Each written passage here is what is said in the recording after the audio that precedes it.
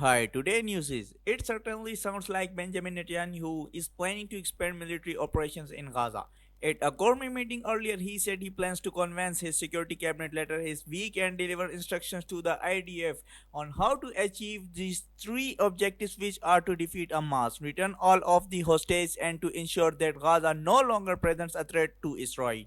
Well, there's a lot of concern and criticism here in Israel about the plan of expanding military activity in Gaza. Certainly, the hostage families are very against it and have long been calling for the war to end. Many do not see military activity as a way of recusing the hostage safely and that a deal in the only way that they will be returned home.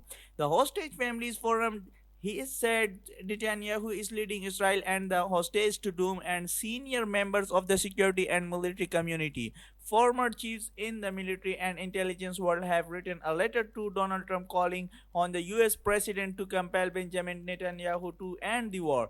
They said this before and they renewed this plea today in this letter and they said that they in their experience do not believe that Hamas presents a strategic threat to Israel anymore, that chasing senior Hamas operatives can be done later, but that there's no time to wait when it comes to bringing those hostages home, and certainly there's no time to wait when it comes to the desperate humanitarian situation in Gaza either. We are receiving more terrible reports today and really distressing picture of people dodging bullets and gunfire close to air sites. More people killed trying to reach food and more airdrops. Canada has now joined the airdrops of emergency food being delivered into Gaza, and Gaza health officials have reported more than 90 deaths in the last 24 hours. Nearly 30 of them apparently occurred close to aid sites. The situation is not getting any better, and it seems that very little was achieved by that visit Donald Trump envoy, but it does certainly sound like the comments that we heard from the hostage families after their meeting with Steve Witkoff